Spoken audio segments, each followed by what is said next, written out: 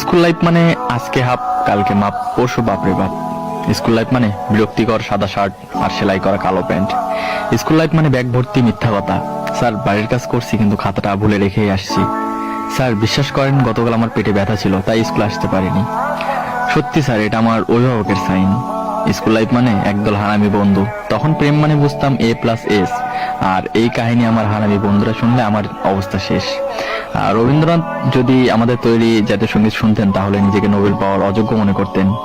শপথ মানে নিজে অন্যায় করব, অন্যের অন্যায়কে প্রশ্রয় দেব। স্যারদের নিকনেম গুলো শুনলে হয়তো তারা তখনই চাকরি ছেড়ে চলে যেতেন। আমার এক একটা বন্ধু ছিল ক্লাস ফাঁকি দেওয়ার উপর PhD করা। নিজেকে অনেক বড় সন্ত্রাস মনে করতাম যখন আমি স্কুলে না আসা সত্ত্বেও আমার হাজিরা অন্য কেউ দিয়ে দিত। স্যারও আমাকে মারছে। স্যার কিছু না বলার পরে তাকে মারার পরে পানিশমেন্ট হিসেবে কান ধরে দাঁড়িয়ে থাকা।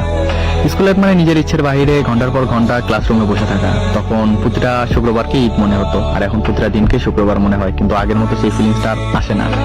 হ্যাঁ আমি মিস করি, অনেক মিস করি ফেলে আসা সেই স্কুল লাইফটাকে, বন্ধু নামক কলেজের ভাইগুলোকে, আর শিক্ষক শিক্ষিকা নামক বাবা মাকে।